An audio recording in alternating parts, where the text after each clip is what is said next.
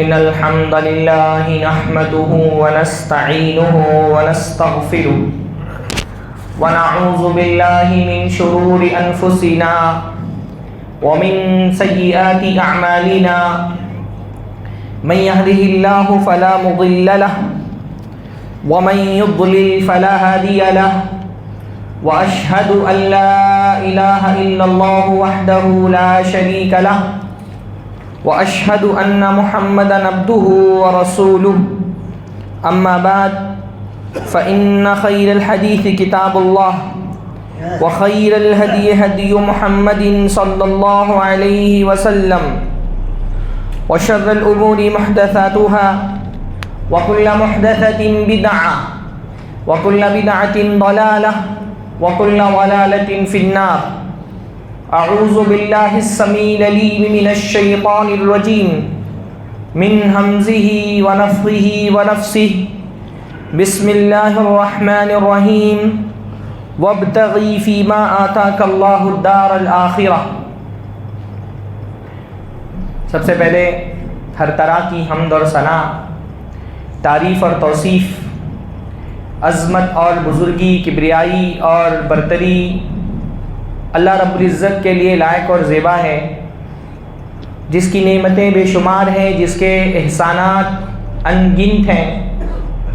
اور ہمارا یہ عقیدہ اور ایمان ہے کہ اللہ تعالیٰ کی ان بے شمار نعمتوں پر جو اس نے ہم پر کی ہیں، ان ساری نوازشوں میں جو اس نے ہم پر کی ہیں، اللہ کی سب سے بڑی نوازش، اللہ کا سب سے بڑا احسان، اللہ کا سب سے بڑا انعام یہ ہے کہ اللہ نے ہم کو مسلمان بنایا ہے.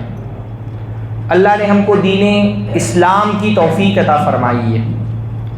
اسلام کی جو بہت ساری خصوصیات ہیں، ان میں سے ایک خصوصیت یہ بھی ہے کہ اسلام اعتدال کا درس دیتا ہے، بیلنس کرتا ہے چیزوں کو. اسلام میں ایکسٹریمزم نہیں پایا جاتا، انتہا پسندی نہیں پائی جاتی.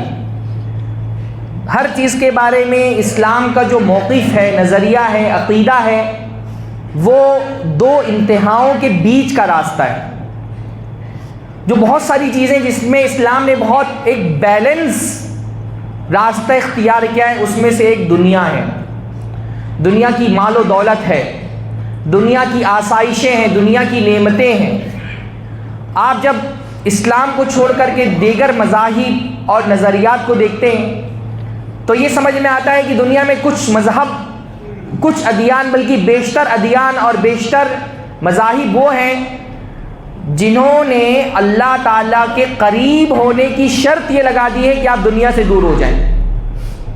دنیا میں بیشتر ادیان وہ ہیں جن کے ہاں تقویٰ کا معیار آپ اس وقت تک کے پا نہیں سکتے جب تک دنیا کو تیاگ نہ دیں.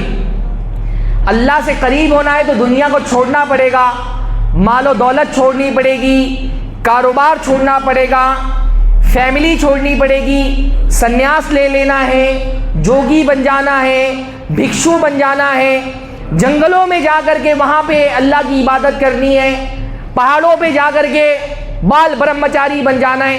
تب جا کے آپ تقویٰ اور ولایت کے مقام کو پہنچ سکتے.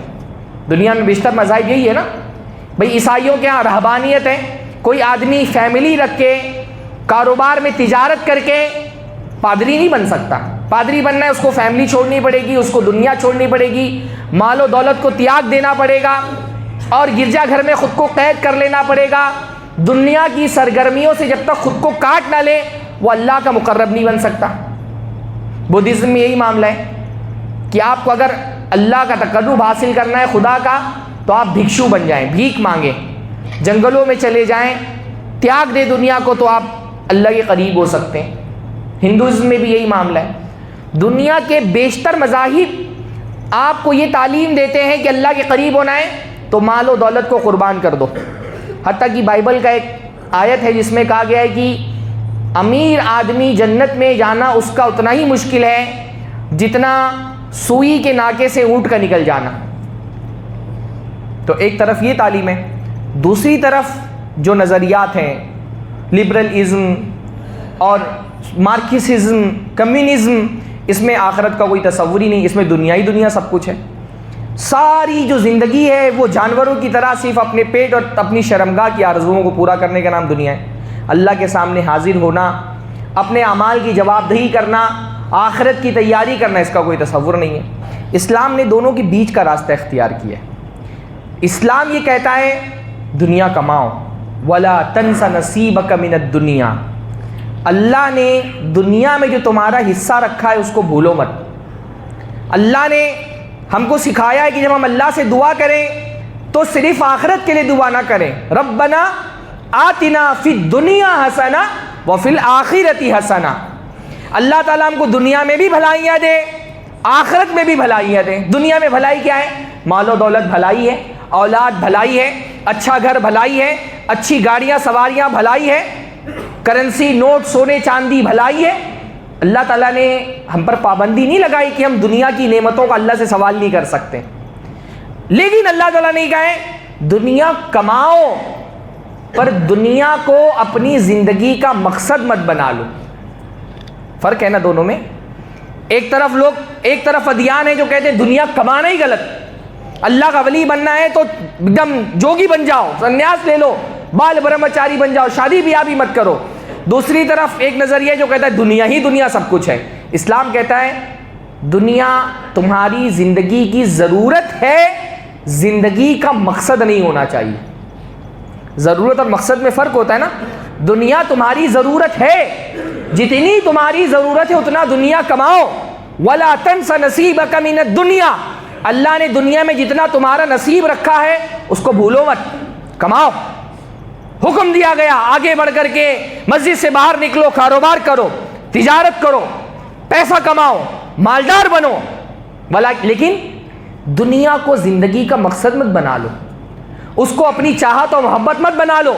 ضرورت الگ چیز ہے، مقصد الگ چیز ہے۔ بھائی ضرورت تو بیت الخلاء بھی ہے نا، آپ گھر بناتے ہیں تو بیت الخلاء بھی تو آپ کی ضرورت ہوتی ہے، لیکن بیت الخلاء ٹوائلٹ مقصد تو نہیں ہوتا نا زندگی کا۔ ہاں تو دنیا ضرورت ہے، جتنی ضرورت ہے دنیا کماؤ، اللہ تعالیٰ دنیا کمانے سے نہیں روکتا۔ ہمارے یہاں یہ جو اسلام کے ماننے والوں میں ایک نظریہ دوسرے مذاہب سے تصوف کے ذریعے سے اسلام میں آ گیا۔ تصوف سمجھتے ہیں نا، صوفی قسم کے لوگ ہوتے ہیں، مزاروں والے، پیر بابا والے، وہ بہت ساری غیر اسلامی چیزیں نا تصوف کے راستے سے اسلام میں آ گئی ہیں۔ اس میں سے ایک نظریہ یہ بھی ہے کہ فقیر ہونا کوئی بہت اچھی چیز ہے۔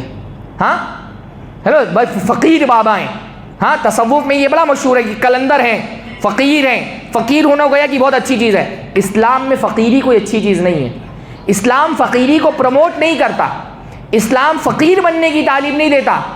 اسلام یہ کہتا ہے مال اللہ تعالیٰ کی نعمت ہے۔ آج کے خطبے میں مجھے مال کی فضیلت بھی بیان کرنی ہے اور مال کی فتنے بھی بیان کرنے ہیں۔ اور سب سے پہلے تمہید میں اس غلط فہمی کو دور کرنا چاہتا ہوں نا، ہمارے یہاں ایک طبقہ خاص طور پہ جس کے پاس پیسہ نہیں ہے، وہ سمجھتا ہے کہ مال پورے طور پہ شر ہے، مال کوئی بری چیز ہے، مال و دولت کوئی گندی چیز ہے اور اس سے دور رہنا میں ہی بھلائی ہے۔ نہیں، مال کوئی مال کوئی بری چیز نہیں ہے، بذاتی ہی مال کوئی بری چیز نہیں ہے، بذاتی ہی مال نعمت ہے، پیسہ نعمت ہے اللہ کی۔ اسی لیے تو قرآن مجید میں اللہ تعالیٰ نے مال کو خیر کہا ہے، خیر۔ قرآن مجید میں اللہ نے مال کو خیر کہا۔ خیر کا مطلب کیا ہوتا ہے؟ بھلائی۔ اللہ نے مال کو بھلائی کہا ہے، فرمایا انہ لحب الخیر لشدید، بے شک انسان خیر کی محبت میں بڑا سخت ہے، اس کے اندر بڑی خیر کی محبت پائی جاتی ہے۔ خیر کیا ہے؟ مال۔ علماء نے کہا خیر کس کو کہتے ہیں؟ المال الکثیر، زیادہ مال کی محبت کرتا ہے انسان۔ اللہ نے فرمایا کتب علیکم اذا حضر احدکم الموت ان ترک خیرا الوصیۃ للوالدین والاقربین، اللہ نے فرمایا تم میں سے کوئی آدمی اگر خیر چھوڑ کے جا رہا ہے، اس کی موت ہو رہی ہے اور وہ خیر چھوڑ کر کے جا رہا ہے، تو اس پر واجب ہے کہ وہ وصیت کر دے۔ والدین، جب یہ وراثت کی آیتیں نہیں نازل ہوئی تھی تب کا کہ والدین کے لیے اور رشتہ داروں کے لیے وصیت کر دے۔ خیر کا اللہ تعالیٰ نے مال کو۔ اور بھی قرآن میں یسألونک ماذا ينفقون، اللہ کے رسول آپ سے سوال کرتے ہیں کو کیا خرچ کرنا چاہیے؟ قل ما انفقتم من خیر کہیے کہ جو بھی آپ خیر میں سے خرچ کرتے ہو، اللہ نے مال کو خیر کہا ہے. مال فی نفسی بری چیز نہیں ہے. دوسرے مذاہب کے حوالے سے اسلام میں غلط فہمی پیدا ہو گئی کہ مال کوئی بری چیز ہے. بھئی مال کو خیر کا اللہ نے، مال کو قرآن مجید میں اللہ نے فضل کا ہے. فضل کا مطلب کیا ہوتا ہے؟ نعمت، اللہ کی نعمت. اللہ نے فرمایا اذا نودی للصلاة من یوم الجمعة فسعوا الى ذکر اللہ وذروا البیع. جب جمعہ کی اذان دے دی جائے تو چل پڑو، زیادہ صحیح ترجمہ یہ چل پڑو اللہ رب العالمین کے ذکر کی طرف. وذروا البیع، اور کاروبار چھوڑ دو. اذان ہونے کے بعد کسی بھی طرح کے خرید و فروخت کرنا حرام ہے. اذان ہونے کے بعد، کیونکہ اللہ نے کیا فرمایا؟ جیسے ہی اذان ہو جائے کاروبار چھوڑ دو. تو جو کاروبار اذان ہونے کے بعد بھی جاب پہ لگا ہوا ہے، کاروبار کر رہا ہے، کوئی سامان بیچ رہا ہے، خرید رہا ہے، حرام ہے اس کے اوپر. فَإِذَا قُضِيَتِ الصَّلَاةُ فَانْتَشِرُوا فِي الْأَرْضِ وَابْتَغُوا مِنْ فَضْلِ اللَّهِ. جب نماز ختم ہو جائے اللہ کی زمین پر پھیل جاؤ اور اللہ کے فضل کی اللہ کے ایک منٹ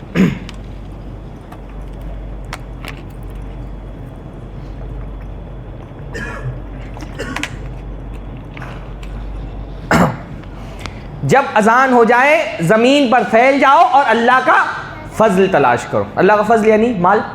اللہ نے قرآن مجید میں مال کو اپنا فضل، اپنی نعمت قرار دیا ہے. اس کے علاوہ بھی بہت ساری آیتیں. جب ہم مسجد سے باہر نکلتے ہیں کون سی دعا پڑھتے ہیں؟ اللہم انی اسألک من فضلک. اللہ میں تجھ سے تیرا فضل چاہتا ہوں. فضل مطلب مال، دولت. اللہ نے مال کو خیر کہا، اللہ نے مال کو فضل کہا. اگر فقیری کوئی اچھی چیز ہوتی تو اللہ کے رسول فقیری سے پناہ نہیں مانگتے. ہاں ہمارے فقیر بابا، ارے بڑے فقیر بابا ہیں. ابھی میں کہیں ایک یوٹیوب پر ویڈیو دیکھ رہا تھا تو اس میں دارا شکو کے بارے میں آیا کہ یا اورنگزیب کے بارے میں کہا کہ وہ فقیر بننا چاہتے تھے. ہاں ہمارے یہاں جو بابا لوگ عام طور پہ نا فقیر لوگ سمجھتے ہیں فقیر کوئی اچھی چیز ہے.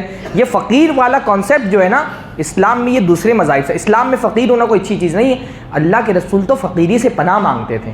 اللہ کے نبی صلی اللہ علیہ وسلم نماز کے آخر میں جو دعائیں پڑھتے تھے اس میں ایک دعا کیا تھی؟ اللہم انی اعوذ بک من الکفر والفقر. اللہ میں کفر سے بھی تیری پناہ چاہتا ہوں، فقر سے بھی تیری پناہ چاہتا ہوں. فقیری سے اللہ کے رسول نے پناہ چاہی ہے کہ اللہ تعالیٰ مجھے فقیر نہیں کرنا. اور فقر اور کفر کو ایک ساتھ ذکر کیا ہے. فقر، فقیری کو اور کفر کو ایک ساتھ ذکر کیا ہے. اس لیے بعض علماء نے کہا کاد الفقر ان یکون کفرا. فقیری جو ہے وہ بہت ممکن ہے کہ کفر میں بھی تبدیل ہو جائے. بعض مرتبہ فقیری آدمی کو کفر تک لے کے چلی جاتی ہے. کہا جاتا ہے نا کہ بازار میں ہر چیز بکتی ہے، ایمان بھی بکتا ہے. بازار میں ہر چیز بکتی ہے، بعض مرتبہ آدمی اپنا پیٹ بھرنے کے لیے اپنا ایمان بھی بیچ دیتا ہے. آپ دیکھیں گے بہت سارے غریب علاقوں میں، افریقی ممالک میں، بنگلہ دیش میں بڑی تعداد میں میسیو کنورجن ہوا ہے. مسلمان عیسائی ہو گئے. غریب ہیں، عیسائی مشنریز آئی کام کرنے کے لیے، 2 پیکٹ کھانا پکڑا دیا، عیسائی ہو گئے. قادیانی ہو گئے بہت سارے لوگ. جب آدمی کے پیٹ میں بھوک لگتی ہے نا تو وہ کھانے کے بدلے اپنا دین بھی بیچ دیتا ہے. فقیری کوئی اچھی چیز نہیں ہے. اللہ کے رسول، اگر فقیری اچھی چیز ہوتی تو اللہ کے رسول مالداری نہیں طلب کرتے. اللہ کے رسول نے مالداری کے لیے دعا کی، غنا کے لیے دعا کی. اللہ کے نبی صلی اللہ علیہ وسلم نے فرمایا، اللہ کے نبی دعاؤں میں سے ایک دعا ہے اللہم انی اسألک الہدی والتقی والعفاف والغنی. اللہ تعالیٰ والغنی، اللہ تعالیٰ میں تجھ سے ہدایت مانگتا ہوں، تقوی مانگتا ہوں، عفاف پاک دامنی مانگتا ہوں، والغنی اور غنا مانگتا ہوں. غنا کس کو کہتے ہیں؟ غنی کس کو کہتے ہیں؟ مالدار کون ہے؟ غنا. اتنا مال آدمی کے پاس ہو. غنی کا مطلب ہوتا ہے بے نیاز ہونا، ہاں کسی کا محتاج نہ ہونا. تو اللہ اتنا مال دے کہ مجھے کسی کے سامنے ہاتھ نہ پھیلانا پڑے، اتنا مال دے کہ کسی کا محتاج نہ ہونا پڑے. ایسے اللہ کے رسول ایک دعا مانگے تھے اللہم اکفنی بحلالک عن حرامک واغننی بفضلک عمن سواک. اللہ تعالیٰ اپنا حلال مجھے لینے کافی دے دے کہ مجھے حرام کی طرف نہ جانا پڑے، اتنا حلال دے دے کہ حرام کا رخ نہ کرنا پڑے. واغننی، اور مجھے غنی بنا دے. بفضلک، اپنے فضل سے، امن سواک، اپنے علاوہ ہر کسی سے اتنا دے دے کہ تیرے سوا کسی کے سامنے ہاتھ نہ پھیلانا پڑے. تو فقیری اگر کوئی اچھی چیز ہوتی تو اللہ کے رسول غنا طلب نہیں کرتے. اللہ کے رسول نے مالداری کے لیے دعا کی اللہ تعالیٰ سے کہ اللہ تعالیٰ مجھ کو مالدار کر دے، اور اللہ تعالیٰ نے کیا بھی مالدار۔ اچھا، اللہ کے رسول کے بارے میں ہمارے ذہن میں ایک تصور ہے اللہ کے رسول بہت غریب تھے، کیونکہ ہم نے وہی ساری دعائیں سنی ہیں، واقعات پڑھے ہیں نا کہ اللہ کے رسول صلی اللہ علیہ وسلم کے گھر میں کھانے کے لیے کھانا نہیں ہوتا تھا۔ بھائی اللہ کے رسول کے پاس پیسوں کی کمی نہیں تھی، جائیداد کی کمی نہیں تھی، اللہ کے رسول مالدار لوگوں میں سے تھے۔ اللہ نے قرآن مجید میں فرمایا کہ اللہ نے اللہ کے رسول کو مالدار بنایا، کہاں پر؟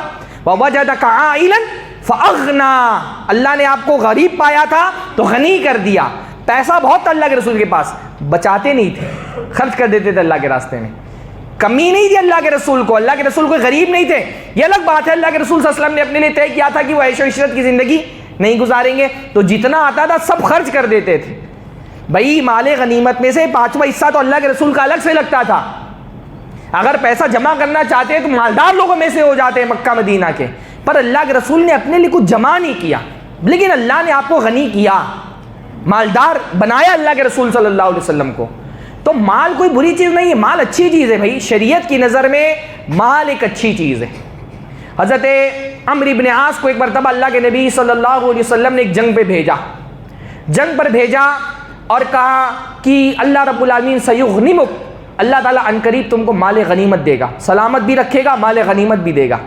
تو عمرو بن عاص نے کہا اللہ کے رسول میں نے مال کے لیے اسلام قبول نہیں کیا، یہ میں جنگ اللہ تعالیٰ کی رضا کے لیے لڑنے جا رہا ہوں، مال غنیمت میرا مقصد نہیں ہے۔ تو اللہ نے فرمایا عمرو نعم المال الصالح للرجل الصالح، آدمی اگر نیک ہو تو اس کا مال کتنا ہی نیک ہے، مال نیک بھی ہو سکتا ہے۔ اللہ کے رسول نے مال کو نیک کہا، صالح مال، آدمی صالح ہے تو اس کا مال بھی صالح ہوتا ہے۔ مال اگر بری چیز ہوتی تو اللہ کے رسول مال کو صالح بولتے ہیں؟ ہاں، اللہ کے رسول حضرت انس کی والدہ جب اللہ کے رسول کی خدمت میں آئیں کہ اللہ کے رسول یہ آپ کا خادم ہے، آپ کی خدمت کرے گا، اس کے لیے دعا کر دیجئے۔ تو اللہ کے رسول نے حضرت انس کے لیے کیا دعا کی؟ اللہم اکثر مالہ وولدہ، اللہ تعالیٰ اس کے مال میں اور اس کی اولاد میں کثرت عطا فرما، زیادہ مال بھی دے، زیادہ اولاد بھی دے۔ آج کے دور میں تو اگر کسی کو دعا دے دی جائے اللہ تعالیٰ ان کو زیادہ اولاد دے، اس کو لگے گا بد دعا ہے۔ ہاں، ہم اولاد کو ایسا بوجھ سمجھتے ہیں کہ اگر کسی کو بول دیں کہ اللہ تعالیٰ خوب اولاد دے، اس کو لگے گا بد دعا دے رہے۔ ہاں، خوب بیویاں دے تو سمجھ میں آئے گا کہ دعا دے رہے، پر زیادہ بیویاں، زیادہ اولاد چاہیے تو زیادہ بیویاں بھی تو ہونی چاہیے۔ ہاں، حضرت انس کے بارے میں آتا ہے انہوں نے اپنی زندگی میں اپنے ہاتھوں سے اپنی 150 سے زیادہ اولاد کو اپنے ہاتھوں سے دفن کیا۔ ہاں، 150 اولاد، کیونکہ ان کی عمر بھی زیادہ تھی، تقریباً 100 سال کی عمر ان کو ملی، اور بیویاں تو ہوتی تھی اس زمانے میں، لونڈیاں بھی ہوتی تھی، ان سے بھی بچے ہوتے تھے، لمبی عمر ملی، 150 بچوں کو تو اپنے ہاتھوں سے دفن کیا۔ محل تھا ان کا باقاعدہ بصرہ یا کہیں پر، تو کہا اللہ تعالیٰ اس کو اولاد بھی زیادہ دے، اس کو مال بھی زیادہ دے۔ تو مال بری چیز ہوتی تو اللہ کے رسول مال کی کثرت کے لیے دعا نہیں کرتے۔ تو یہ تو کلیئر ہو گیا نا کہ مال کوئی بری چیز نہیں ہے، مال اچھی چیز ہے۔ اسی لیے اللہ کے رسول نے اپنے لیے بھی غنا کے لیے دعا کی، اپنے صحابی کے لیے بھی کہا کہ اللہ تعالیٰ اس کو خوب مال اور خوب اولاد دے۔ تو پہلی چیز کیا ہے؟ مال اللہ کی نعمت ہے۔ پہلا سبق آج کے خطبے کا کیا ہے؟ مال اللہ کی نعمت ہے جس پر ہم کو اللہ کا شکر ادا کرنا چاہیے۔ اللہ نے اگر آپ کو مالدار بنایا ہے، کم سے کم اتنا مال دیا ہے کہ آپ کو ہاتھ پھیلانا نہیں پڑ رہا، اللہ کا شکر ادا کریں۔ ہاں، اللہ نے فرمایا الید العلیٰ خیر من الید السفلیٰ، اوپر والا ہاتھ نیچے والے ہاتھ سے بہتر ہے۔ اگر اللہ نے آپ کو اتنا دیا ہے کہ آپ ہاتھ پھیلا رہے، آپ ہاتھ پھیلا نہیں رہے، آپ کا ہاتھ اوپر ہے، اللہ کا شکر ادا کریں۔ ہاں، اللہ کا شکر ادا کریں، اور یاد رکھیں کہ اگر آپ کا ہاتھ اوپر ہے یہ اس لیے اوپر ہے کیونکہ اللہ نے اس کو اوپر رکھا ہے۔ سامنے والے کا ہاتھ اگر نیچے ہے، سوائے اس کے کہ وہ بھکاری ہو، جہیز مانگنے والا، تو الگ بات ہے بھئی، جہیز مانگنے والوں کا تو یہ ہے کہ ارب پتی ہو جائے تو بھی ان کو پیسہ چاہیے، تو وہ تو بھکاری ہیں۔ اللہ کے رسول نے ایسے لوگوں کے بارے میں جن کے پاس اللہ نے کثرت سے مال دیا پھر بھی مانگتے ہیں اپنی پراپرٹی میں اضافے کے لیے، اللہ نے فرمایا من سأل الناس تکثرا فإنما سأل جمرا، جو آدمی پراپرٹی بڑھانے کے لیے مانگتا ہے وہ مال نہیں مانگ رہا، وہ آگ مانگ رہا ہے۔ اب آگ چاہیے تو زیادہ لے لے، چاہیے تو کم لے لے۔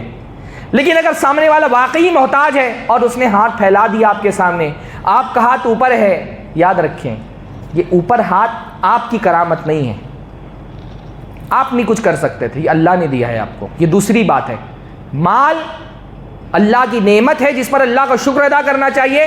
مال اللہ کا ہے, اللہ کی امانت ہے جس کی حفاظت کرنی ہے آپ کو. مال آپ کا نہیں ہے. المال مال اللہ, مال جو بھی ہے سب اللہ کا ہے. ہم کو اللہ نے بس اس مال کا ذمہ دار بنا دیا ہے. اللہ نہیں دیتا تو ہم کو نہیں ملتا. کیا کیا ہے ہمارا بھائی؟ سونا چاندی ہمارے, ہم نے پیدا کیے سونا چاندی. یہ کھیت سے اناج جو نکل رہا ہے ہمارا ہے. ہاں, الذی جعل لکم الارض ذلولا فامشوا فی مناکبہا وکلوا من رزقہ. اللہ نے فرمایا زمین کو اللہ نے نرم بنایا ہے, تم اس میں ایک دانہ بوتے ہو, اس دانے سے 70 دانے کون نکالتا ہے؟ اللہ نکالتا ہے. یہ اللہ کا مال ہے. فامشوا فی مناکبہا, اس زمین پر چلو, وکلوا من رزقہ, اور اللہ کا رزق کھاؤ. جو کھا رہے ہو اللہ نے دیا ہے, جو جیب میں رکھا ہے اللہ نے دیا ہے. یہ ہمیشہ یاد رکھنا, مال تمہارا نہیں ہے. اللہ نے اس لیے فرمایا وَآتُوهُمْ مِن مَالِ اللَّهِ آتَاكُمْ. کیسے آتے ہیں؟ مِن مَالِ اللَّهِ الَّذِي آتَاكُمْ, ہاں, کہ مِن مَالِ اللَّهِ, اللہ کے مال میں سے دو جو اللہ نے تم کو دیا ہے. قرآن مجید میں جہاں بھی اللہ نے خرچ کرنے کا حکم دیا نا, یاد دلا دیا کہ جو تم خرچ کر رہے ہو تمہارا نہیں ہے, تم نے نہیں کمایا, تم کو تمہاری صلاحیتوں سے نہیں ملا, تمہارے زور بازو سے نہیں ملا, اللہ کے دینے سے ملا. یہ ہمیشہ یاد رکھو. ہاں, جہاں بھی آپ قرآن مجید میں انفاق کا حکم دیکھیں گے, ہاں, اللہ نے فرمایا شروع میں سورہ بقرہ میں وَمِمَّا رَزَقْنَاهُمْ يُنْفِقُونَ, جو مال ہم نے ان کو دیا اس میں سے خرچ کرتے ہیں. مِمَّا رَزَقَهُمُ اللَّهُ, اس مال میں سے دو جو اللہ نے تم کو دیا ہے. بار بار مِمَّا رَزَقْنَاكُمْ, ہم نے تم کو دیا ہے. قرآن مجید بار بار احساس دلاتا ہے مال تم نے اپنی محنت سے نہیں کمایا, اللہ نے دیا تو تم کو ملا. ہاں, آپ خود اگر مالدار ہیں, آپ دیکھیے ہر آدمی کو جس کو اللہ نے نیچے سے اوپر اٹھایا ہے, غربت سے امیری کی طرف لے کر کے آیا ہے, وہ یاد کرے تو یہ چانس جس کو ہم بولتے ہیں نا, چانس مل گیا تو کما لیا. کسی ایک خاص موقع پہ, خاص زمانے میں, خاص وقت پر کوئی خاص آدمی مل گیا اور آپ کا کاروبار چل نکلا. یہ سارا انتظام آپ کے لیے اللہ نے کیا تھا. دنیا میں آپ دیکھیں, آپ سے زیادہ صلاحیت والے جھوٹے چٹکھا رہے ہیں, آپ سے زیادہ طاقتور, زیادہ ذہین, زیادہ انٹیلیجنٹ لوگ بھوکے مر رہے ہیں. اللہ نے آپ کو چانس دیا کمانے کا, تو جو بھی ملا ہے اللہ کے دینے سے ملا ہے. اس لیے جب بندہ یہ سوچ لیتا ہے نا مال میرا نہیں, تو اس کو گھمنڈ نہیں آتا. ہاں, وہ فرعونی لہجہ اس کا نہیں ہوتا ہے. جب آدمی سوچتا ہے مال میں نے اپنے زور بازو سے کمایا, تو وہ قارون بن جاتا ہے, وہ فرعون بن جاتا ہے, وہ حامان بن جاتا ہے, وہ ابو جہل بن جاتا ہے. ہاں, مال کا بہت بڑا فتنہ یہ ہے نا کہ مال آپ کے لہجے پر اثر انداز ہو جائے. واللہ مال اگر آدمی کا لہجہ تبدیل کر لے, اس کا مطلب مال اس کو کنٹرول کر رہا ہے, وہ مال کو کنٹرول نہیں کر رہا. کچھ لوگ مال کو کنٹرول کرتے ہیں, کچھ لوگوں کو مال کنٹرول کرتا ہے. 4 پیسہ زیادہ کما لیا, اب غریب آدمی کے ساتھ بیٹھنا اپنی شان کے خلاف سمجھتا ہے. غریب آدمی دعوت دے, اس کے گھر میں جانا اپنی شان کے خلاف سمجھتا ہے. غریب آدمی سلام کرے تو جواب دینا اپنی شان کے خلاف سمجھنے لگتا ہے. اس کے لہجے میں غرور آ جاتا ہے, تکبر آ جاتا ہے, انا آ جاتی ہے. مال نے اس کو اپنے فتنے کا شکار کر لیا. ہاں, وہ کیسے شعر کی جو خاندانی رئیس ہے وہ مزاج رکھتے ہیں نرم اپنا, جو خاندانی رئیس ہے وہ مزاج رکھتے ہیں نرم اپنا, تمہارا لہجہ بتا رہا ہے تمہاری دولت نہیں ہے. بعض لوگوں کے پاس دولت آتی ہے نا, لہجہ بدل جاتا ہے, گھمنڈ, تکبر, غرور, انا آ جاتی ہے. ہاں, فرعونی لہجے میں بات کرنے لگتے ہیں. جیسے قارون کہتا تھا انما اوتیتہ علی علم عندی, اتنی دولت کی خزانوں کی چابیاں اٹھانے کے لیے ایک فوج درکار ہے, لیکن یہ مال کیسے آیا؟ انما اوتیتہ علی علم عندی, کا یہ مال میں نے اپنی علم سے کمایا ہے, یہ میری طاقت ہے, یہ میرے زور بازو کا نتیجہ ہے, یہ میری ذہانت ہے. یہ قارونی لہجہ ہے. فرعون نے جیسے کہا الیس لی ملک مصر وہذہ الانہار تجری من تحتی, دیکھو یہ مصر کا ملک میرا ہے, میں ہوں مصر کا بادشاہ, اور دیکھو میرے حکم سے نہریں چلتی ہیں. گھمنڈ آ گیا. اگر مال آپ کے لہجے کو تبدیل کر رہا ہے تو مال آپ کے لیے فتنہ ہے. مال آنے کے باوجود بندہ جھکا رہے کہ یہ مال اللہ نے دیا تو ملا. حضرت سلیمان علیہ السلام سے زیادہ مالدار کون ہوگا؟ بادشاہ وقت. بلقیس کا تخت آنکھوں کے سامنے آ گیا. کیا کہا؟ کہا ھذا من فضل ربی، یہ میرے رب کا فضل ہے. یہ ایمانی لہجہ ہوتا ہے، یہ جو بھی ہے میرے رب کا فضل ہے. لیبلونی، تاکہ اللہ چاہتا ہے مجھے آزمائے کہ میں شکر گزار بنتا ہوں یا ناشکرہ بنتا ہوں. ذوالقرنین بڑی ایک دیوار بنا دی یاجوج ماجوج سے روکنے کے لیے. ہم تو 2 مالے کا گھر بنا دیں تو سینہ تان کے چلتے ہیں. اتنی بڑی دیوار بنا دی کہ یاجوج ماجوج پار نہ ہو سکے. لیکن کیا فرمایا؟ ھذا رحمت من ربی، یہ میرے رب کی رحمت ہے، یہ میری طاقت نہیں ہے، یہ میرے زور بازو کا نتیجہ نہیں ہے، یہ میرے رب کی رحمت ہے کہ میں نے بنا دیا. فَإِذَا جَاءَ وَعْدُ رَبِّي جَعَلَهُ دَكَّا، جب میرے رب کا وعدہ آئے گا تو اس دیوار کو تہس نہس کر دے گا. فرعون ہے، یہ قارون ہے، یہ ابو جہل ہے. کَلَّا إِنَّ الْإِنسَانَ لَيَطْغَىٰ أَن رَآهُ اسْتَغْنَىٰ، یہ آدمی سرکش ہو گیا ہے کیونکہ اس کو لگتا ہے کہ یہ بے نیاز ہے، اس کو کسی کی ضرورت نہیں ہے. آپ کے پاس اگر مال ہے نا، آپ یہ دیکھیں کہ آپ کا لہجہ قارون و فرعون والا ہے یا ذوالقرنین اور سلیمان والا ہے. مال لہجے پر اثر انداز نہیں ہونا چاہیے. مال اگر گھمنڈ پیدا کر رہا ہے اس کا مطلب آپ نے سمجھا ہے کہ مال آپ کا ہے. مال آپ کا نہیں ہے، مال اللہ کا ہے. وَأَنفِقُوا مِمَّا جَعَلَكُم مُسْتَخْلَفِينَ فِيهِ، اس مال میں سے خرچ کرو جس کا نگراں اللہ نے تم کو بنایا. تم مالک حقیقی کون ہے؟ اللہ. آسمان و زمین کا مالک کون ہے؟ اللہ. اللہ نے اپنے مال پر تم کو نگراں بنا دیے، تم بس نگراں ہو، تم آزاد نہیں ہو. ان اللہ اشتری من المؤمنین انفسهم واموالهم بان لهم الجنہ، اللہ نے ایمان والوں سے ان کا جان و مال خرید لیا اور بدلے میں ان کے لیے جنت ہے. مال اللہ کا، میرا نہیں ہے. جنت انشاءاللہ مجھے ملے گی. مال کس کا ہے؟ اللہ کا ہے. اللہ کو دے دینا، اللہ کے حوالے کر دینا ہے. جب اللہ کا مال سمجھو گے گھمنڈ نہیں آئے گا. پھر تصرف میں آزاد نہیں سمجھو گے اپنے آپ کو. میرا پیسہ ہے، میں چاہوں تو شادی میں 10 لاکھ خرچہ کروں، کون ہوتا ہے پوچھنے والا؟ تمہارا پیسہ نہیں ہے، اللہ کا پیسہ ہے. اللہ کا پیسہ ہے. اپنا پیسہ کافر سمجھتا ہے. قوم شعیب نے کہا اصلاتک تأمرک ان نترک ما یعبد آباؤنا او ان نفعل فی اموالنا ما نشاء، تمہاری نماز تم کو حکم دیتی ہے کہ ہم اپنے باپ دادوں کے معبودوں کو چھوڑ دیں اور اپنے مال میں جو چاہے کریں. شعیب کی قوم والوں نے، حضرت شعیب کی قوم والوں نے کیا کہا؟ ہمارا مال ہے، ہم جو چاہے کریں. نہیں. جب بندے پہ دل میں ایمان ہوتا ہے وہ کہتا ہے مال اللہ کا ہے اور میں جو چاہے وہ نہیں کر سکتا ہوں، مجھے اللہ کے ہاں اپنے مال کے بارے میں جواب دینا ہے. 2 باتیں ہو گئیں.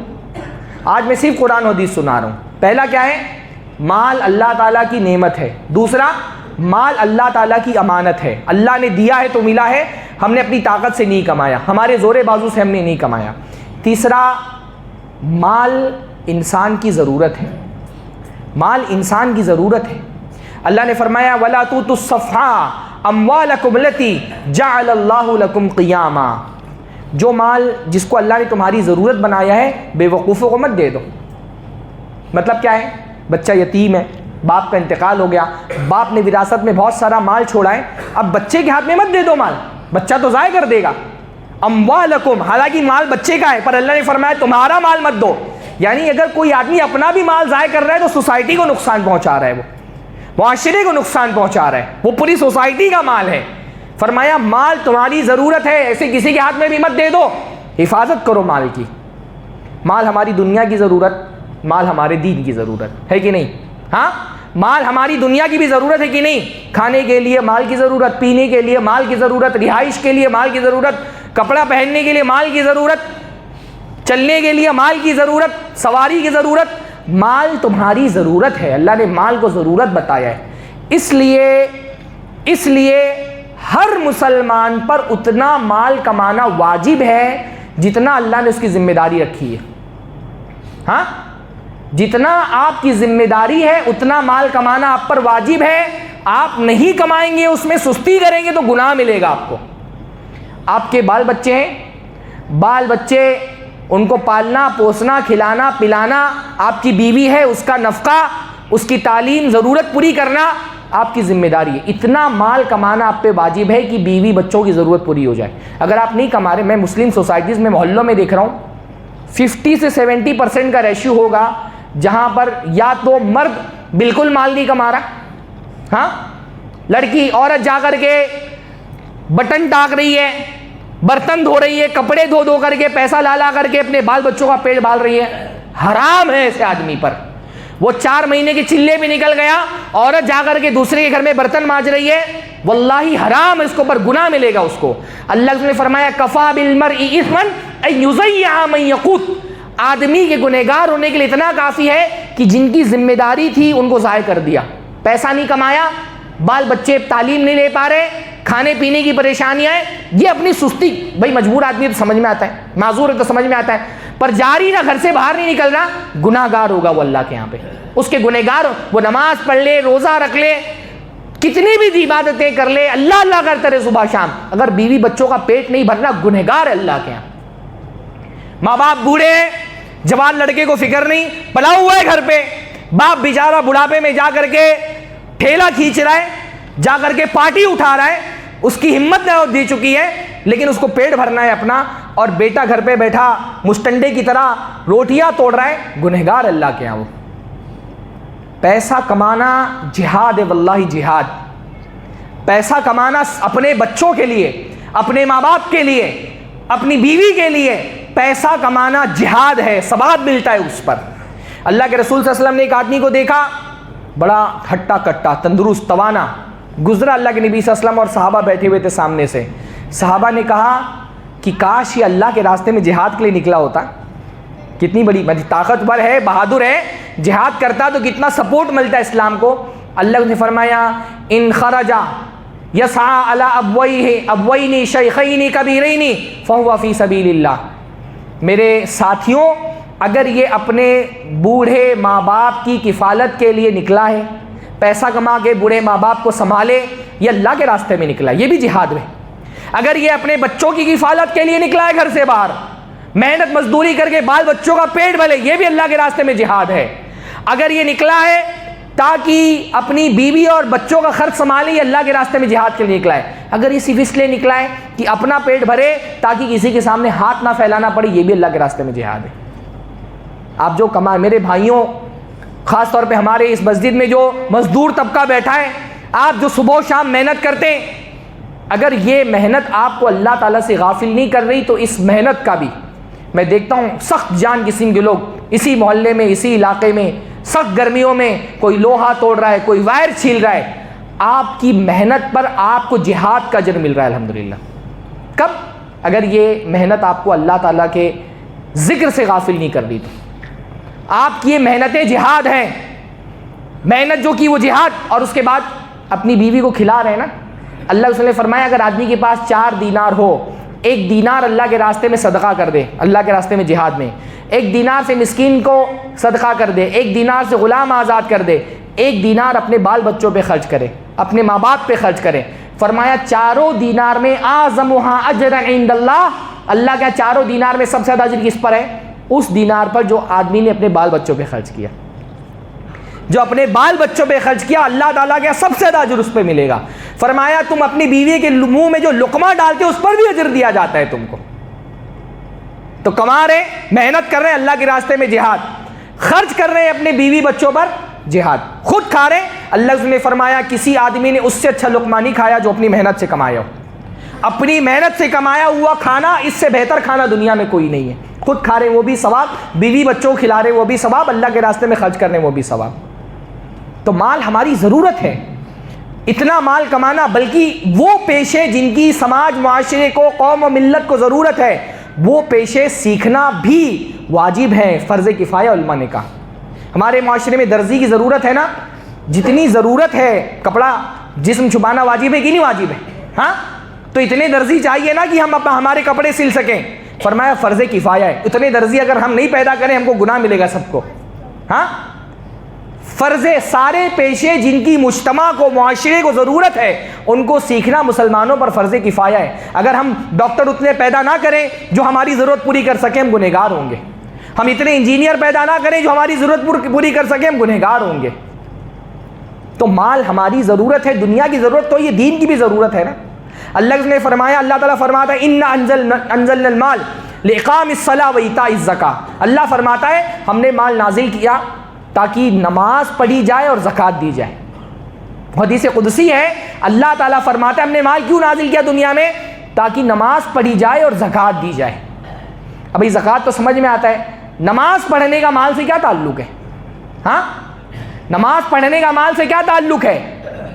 بھائی یہ مسجد قائم ہوتی ہے بغیر پیسوں کے تو نہیں قائم ہوتی نا، مسجد قائم کرنا ہے پیسوں کی ضرورت، مسجد چلانا ہے پیسوں کی ضرورت، یہاں کا اسٹاف ہے ان کو تنخواہیں دینا ہے، اے سی ہے، پنکھا چل رہا ہے، لائٹ بل ادا کرنا ہے، بغیر مال کے ہو جائے گا؟ ہاں، بغیر مال کے تو نہیں ہوگا نا۔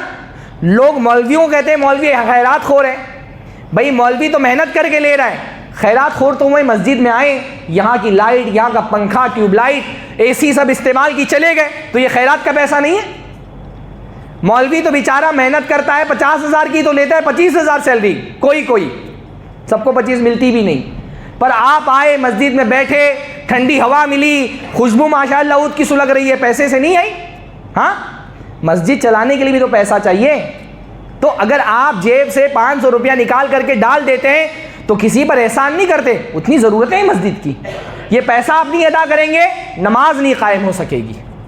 مسلمان کسی بستی میں جا کر کے بستے، ان کی ذمہ داری ہے مسجد قائم کرنا، اس کے لیے پیسے کی ضرورت ہے۔ صحابہ کرام نے اپنا خرچ کیا نا مال۔ ہاں، حضرت عثمان غنی، دیکھیے کوئی اسلامی دعوت، کوئی دعوتی تحریک بغیر مالداروں کی کامیاب نہیں ہوتی۔ اللہ کے رسول کی دعوت کتنی بڑی دعوت تھی، اس دعوت کے پیچھے جہاں حضرت عمر اور حضرت ابو بکر کا ذہن لگا تھا، ان کی حکمت و دانائی لگی تھی، دوسری طرف حضرت حمزہ، حضرت علی، ابو دجانہ، حضرت زبیر، ان کی شجاعت تھی، بہادری تھی، تیسری طرف عثمان غنی، عبد الرحمن ابن عوف کا پیسہ لگا تھا۔ سارے طبقے جب انٹریکٹ کرتے ہیں اچھے سے تو اسلامی دعوت کو بہار آتی ہے، اس پر وہ آگے بڑھتی ہے۔ ہاں، ہمارا تو سب سے بڑا مسئلہ یہی ہے کہ ہمارا مالدار مناسب راستوں پہ نہیں خرچ کرنا چاہتا ہے، دکھاوے جہاں پر ہے، جلسہ ہونے والا ہے، پیسہ دو گے تو پوسٹر پہ نام آئے گا تو دے گا۔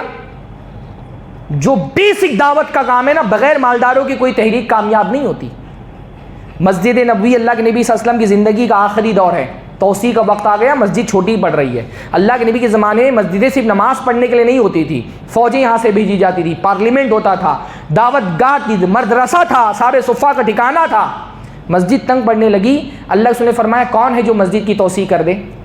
عثمان غنی نے ہزاروں درہم کا جگہ خریدی اور اللہ کے رسول کو دے دی، اللہ کے رسول بڑھا لیجئے مسجد۔ روضہ جو ہے نا، روضۃ من ریاض الجنہ، اس کا بیشتر حصہ حضرت عثمان کا وقف کیا ہوا ہے۔ ہاں، مسجد نبوی میں جو روضہ ہے اس کا بیشتر حصہ حضرت عثمان، آپ سوچیں کہ حضرت عثمان کا اکاؤنٹ جو نیکیوں کا کتنا بڑا ہے۔ ہاں، جو شخص وہاں اس مسجد نبوی میں روضہ پر نماز پڑھ رہا ہے، ہر آدمی کی نماز کا ثواب حضرت عثمان کے اکاؤنٹ میں جمع ہو رہا ہے۔ مالدار اس لیے میں نا، نعم المال الصالح للرجل الصالح، آدمی صالح ہو نا، اس کا مال صالح ہو جاتا ہے، اس کا مال دین کو بڑھانے والا ہو جاتا ہے۔ اللہ نے فرمایا ما نفعنی مال قط ما نفعنی مال ابی بکر، ابو بکر کے مال نے جو فائدہ مجھ کو پہنچایا کسی کے مال نے نہیں پہنچایا۔ ہاں، حضرت عثمان غنی کتنا مال اللہ کے راستے میں خرچ کیا۔ مسجد جب مہاجرین آئے مدینہ کے اندر، پینے کے پانی کی قلت، ایک کنواں ہے یہودی کے پاس، ایک مٹھ جو لے کر کے ایک بالٹی پانی دیتا تھا۔ اللہ نے فرمایا کون ہے جو اس کنویں کو خرید لے اس کے لیے جنت ہے؟ حضرت عثمان غنی نے، اب وہ یہودی کو ضرورت نہیں تھی تو اس نے بہت ہائی ریٹ لگایا، 35,000 درہم میں، تقریباً 1.5 بلین ڈالرز آج کے زمانے میں اس کو کیلکولیٹ کیا گیا، 35,000 درہم میں کنواں خرید کے مسلمانوں کے لیے وقف کر دیا۔ پیسہ ہوتا ہے نا، مالدار اگر دیندار بھی ہو جائے نا، واللہ دعوت پر بہاریں آ جاتی ہیں، دعوت اثر انداز ہوتا ہے دعوت پر۔ وہ تو مال ہماری دنیا کی ضرورت بھی، دین کی ضرورت بھی ہے۔ آخری بات میں بولوں گا کہ مال فتنہ بھی ہے۔ مال، پہلے میں نے کیا کہا؟ مال اللہ کی نعمت ہے، دوسرا مال اللہ کی امانت ہے، تیسرا مال ہماری دین اور دنیا کی ضرورت ہے، چوتھا مال فتنہ ہے۔ مال، ہر نعمت اپنے آپ میں فتنہ بھی ہوتی ہے۔ اولاد نعمت ہے نا، اللہ نے فرمایا انما اموالکم و اولادکم فتنہ، تمہارا مال اور تمہاری اولاد تمہارے لیے فتنہ ہے۔ مال کو اچھے سے استعمال کرو گے تم کو جنت میں لے کے جائے گا، مال میں تصرف غلط کرو گے جہنم میں چلے جاؤ گے۔ اتنا بڑا فتنہ ہے کہ قیامت کے دن 5 سوال ہوں گے، 2 سوال مستقل مال کے بارے میں ہوں گا. وفی مالہ من این اکتسبہ وفیما انفقہ، آدمی سے اس کے مال کے بارے میں پوچھا جائے گا، مال کہاں کمایا، کہاں خرچ کیا. اچھے خاصے لوگ نماز روزے حج زکوٰۃ میں نکل آئیں گے، مال میں آگے پھنس جائیں گے. مال میں آ کر پھنسیں گے لوگ. نمازی تھے، روزے دار تھے، صدقے خیرات بھی کرتے تھے، حقوق نہیں ادا کیے، پھنس جائیں گے. اللہ کے رسول نے فرمایا قیامت کے دن آدمی آئے گا نماز روزہ حج زکوٰۃ سب لے کر کے، لیکن یاتی قد شتم ھذا، کسی کو گالی دی ہوگی، کسی کو تہمت لگائی ہوگی، اور کسی کا مال کھایا ہوگا. اب بتائیے ہمارے کروڑ پتی لوگ ہیں، بہن کو جائیداد میں حصہ نہیں دیا، پھنسیں گے نہیں قیامت کے دن؟ ہاں، ارب پتی لوگ ہیں، قرضہ دینے میں ٹال مٹول کرتے ہیں. اللہ کے رسول نے شہید کے بارے میں فرمایا. ہمارے یہاں کاروباریوں میں یہ بہت بڑا مسئلہ ہے، کس کا کھا کر کے بیٹھے، کوئی حساب کتاب نہیں، لے لیا بھول گئے. بڑے بڑے بلڈر ہیں، کروڑوں کی جائیداد ہے، پیسے کھا کر کے بیٹھے ہیں، فلیٹ کا پیسہ لے لیا، پوزیشن نہیں دے رہے. ہاں، فرمایا یغفر لشہید کل ذنب الا الدین، شہید کا ہر گناہ معاف کر دیا جائے گا، قرض معاف نہیں ہوگا. یہی پہ حساب چکتا کر دو اللہ کے بندو، اللہ کے یہاں بھرنا پڑے گا تو بہت بھاری پڑ جائے گا. ہمارے پاس تو ویسے ہی اتنے نماز روزے نہیں، ہم کیا بھریں گے؟ ہاں، پھنس جائے گا آدمی. مال اتنی خطرناک چیز ہے، اللہ نے فرمایا 2 بھوکے بھیڑیوں کو بکریوں کے ریوڑ پہ چھوڑ دیا جائے تو وہ بھوکے بھیڑیے بکریوں کو اتنا نقصان نہیں پہنچا سکتے جتنا نقصان مال اور عہدے کی لالچ انسان کے دین کو پہنچاتی ہے. اس لیے مال کی فتنوں سے اللہ کی پناہ مانگیے. ہاں، مال کو اللہ کی امانت سمجھ کر کے جو حقوق طے ہیں اللہ تعالیٰ نے کیے وہ حقوق ادا کریے لوگوں کے، اور مال کو زندگی کا مقصد مت بنائیے. اللہ کے رسول کی دعاؤں میں سے ایک بڑی پیاری دعا ہے، اللہم لا تجعل الدنیا اکبر ہمنا ومبلغ علمنا. اللہ تعالیٰ دنیا کو ہماری زندگی کا سب سے بڑا مقصد مت بنانا، اصل مقصد آخرت ہونی چاہیے. اصل مقصد ہونا چاہیے وابتغ فیما آتاک اللہ الدار الآخرہ، اللہ نے تم کو جو دیا ہے اس سے آخرت کا گھر بناؤ، آخرت کا گھر بناؤ، آخرت کا گھر بناؤ. مسجدیں بناؤ، مدرسوں میں دو، غریبوں کی مدد کرو، بیواؤں کا سہارا بنو. تمہارا مال وہ ہے جو تم نے آگے پہنچا دیا، تمہارے آخرت کے اکاؤنٹ میں جمع ہو گیا. بکری اللہ کے نبی نے ذبح کروائی، حضرت عائشہ سے کہا بانٹ دو. گھر میں واپس آئے، رات میں پوچھا عائشہ کیا ہوا بکری کا؟ کہا ما بقی الا کتفھا، فرمایا صرف شانہ بچا ہے، باقی سب تو بانٹ دیا. حضرت اللہ کے نبی نے حضرت عائشہ سے فرمایا عائشہ شانہ ہی تو ہے جو نہیں بچا، باقی سب آخرت کے اکاؤنٹ میں جمع ہو گیا. اللہ کے نبی نے ایک مرتبہ صحابہ سے پوچھا تم میں سے کون ہے جس کو اس کے وارث کا مال اپنے مال سے زیادہ محبوب ہو؟ فرمایا اللہ کے رسول کسی کو نہیں محبوب ہے. تو فرمایا تمہارا مال وہ ہے جو تم نے آگے بڑھا دیا، مسجد میں دے دیا، مدرسے میں دے دیا، غریبوں کو دے دیا، وہ تمہارے آخرت کے اکاؤنٹ میں جمع ہے، اللہ اس کو بڑھا رہا ہے. ایک کھجور اگر دیا تھا پہاڑ بن جائے گا قیامت کے دن، تمہارا وہ ہے جو تم نے آگے بڑھا دیا. باقی جو چھوڑ کے جاؤ گے وارثوں کو ملنے والا ہے. جو تم نے دے دیا وہ تمہارا، جو استعمال کر لیا. اللہ نے فرمایا ابن آدم کہتا ہے میرا مال میرا مال، حالانکہ اس کا مال صرف 3 ہے. 3 چیزیں جو ہمارے ہیں، ما اکل فافنا، جو کھایا ختم ہو گیا وہ میرا ہے. ولبس فابلا، پہن لیا پرانا کر دیا وہ میرا تھا. اور جو صدقہ کر دیا فقتنا، اور اس کو سنبھال کے آگے بڑھا دیا وہ اس کا اپنا ہے. باقی سب تو ذاہبہ وتارکہ للناس، چھوڑ کے جائے گا وارثوں کے پاس. ہاں، تو اپنا مال آگے بڑھاؤ. اللہ تعالیٰ نے مال دیا ہے تو دلدار بنو. مالدار جب دلدار نہیں ہوتا ہے نا، الذی جمع مالا وعددا، ایک مال کاؤنٹ کر کے رکھتا ہے، بار بار اکاؤنٹ کھول کے دیکھتا ہے کتنا آ گیا. لالچ انسان کو ڈبا دیتی ہے. لالچی مت بنو، خرچ کرو اللہ کے راستے میں. انشاءاللہ تعالیٰ یہ مال، اللہ کے نبی نے فرمایا التاجر الصدوق صدوق الامین مع النبیین والصدیقین والشہداء، سچا امانت دار تاجر قیامت میں اس کا حشر نبیوں کے ساتھ ہوگا، صدیقوں کے ساتھ ہوگا، شہداء کے ساتھ ہوگا. یہ مال اس کا صحیح استعمال کرو گے تم کو جنت میں لے کر کے جائے گا. ہاں، اور اس مال کا تصرف غلط کر لو گے آزاد ہو جاؤ گے. شادیوں میں خرچ کر رہے ہو 10 15 20 لاکھ کی شادیاں ہو رہی ہیں، تو یہ مال تم کو جہنم کی کھائی میں لے کے چلا جائے گا. اب یہ تم پہ ڈیپینڈ کرتا ہے کہ تم مال کا استعمال کیسے کرتے ہو. اس سے جنت خرید لو، جہنم خرید دو، اللہ نے تمہارے اختیار میں دیا ہے. اللہ تعالی ہم سب کو مال کی فتنوں سے محفوظ رکھے، مال کی ایسی لالچ ہمارے دل کے اندر پیدا نہ کرے کہ ہم حلال و حرام کی تمیز بھول جائیں. ہاں، مال جب تک ہماری ضرورت ہے تب تک ہماری چاہت ہو، جہاں ضرورت ختم ہو جائے وہاں بے نیازی شروع ہو جانی چاہیے. جتنی ضرورت ہے اتنی چاہت رکھو. اللہ نے مال چاہنے سے، مال کمانے سے منع نہیں کیا. تمہاری ضرورت جہاں ختم ہو وہاں تمہاری مال سے بے نیازی شروع جانی چاہیے، ورنہ بس تو کہیں بھی نہیں ہوگا. اللہ نے فرمایا ابن آدم کو ایک وادی سونا دے دیا جائے، چاہے گا 2 مل جاتے تو اچھا تھا، 2 دیا جائے لبتغى ثالثہما تو تیسری کی تلاش کرے گا۔ لالچ کبھی ختم نہیں ہوتی، ضرورت بہت جلدی ختم ہو جاتی ہے، ضرورت بہت کم ہے ہماری، لالچ بہت زیادہ ہے۔ ضرورت کیا ہے؟ کھانا پینا۔ اللہ نے فرمایا جو آدمی صبح کرے اس حالت میں کہ اپنے گھر والوں کے ساتھ امن و امان سے، جسم میں کوئی بیماری نہیں، 1 دن کا راشن گھر میں موجود ہے، فرمایا وہ ایسے جیسے دنیا اپنی ساری لطف اندوزیوں کے ساتھ جمع ہو گئی ہے۔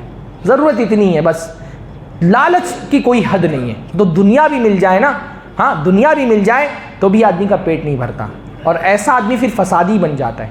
قارون کو اس کی قوم والوں نے کہا تھا نا وَلَا تَبْغِ الْفَسَادَ فِي الْأَرْضِ، فسادی مت بنو۔ آخری بات بولتا ہوں، بڑی پیاری بات ہے، آخری بات، مال کی لالچ جب بڑھ جاتی تو آدمی فسادی بن جاتا ہے۔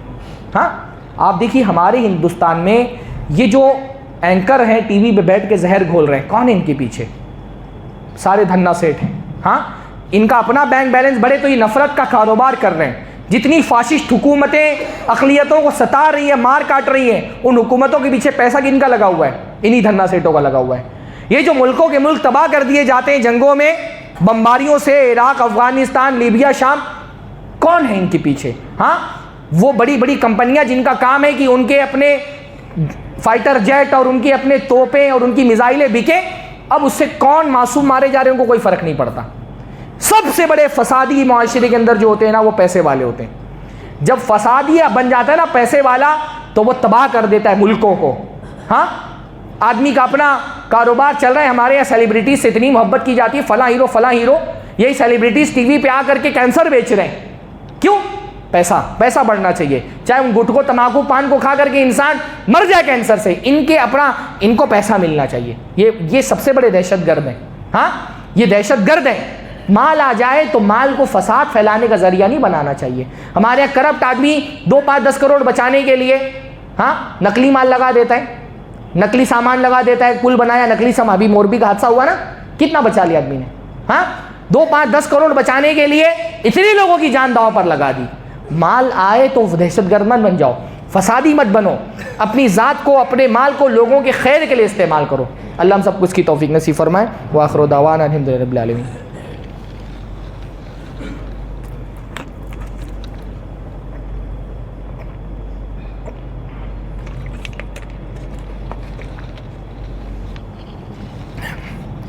الحمدللہ رب العالمین والصلاة والسلام علی نبینا محمد وعلی آلہ وصحبہ اجمعین۔ ان اللہ وملائکتہ یصلون علی النبی یا ایھا الذین آمنوا صلوا علیہ وسلموا تسلیما۔ اللہم صل علی محمد وعلی آل محمد کما صلیت علی ابراہیم وعلی آل ابراہیم انک حمید مجید۔ اللہم بارک علی محمد وعلی آل محمد کما بارکت علی ابراہیم وعلی آل ابراہیم انک حمید مجید۔ اقول قولی ھذا واستغفر اللہ لی ولکم ولسائر المسلمین واستغفروہ انہ الغفور الرحیم۔ وآخر دعوانا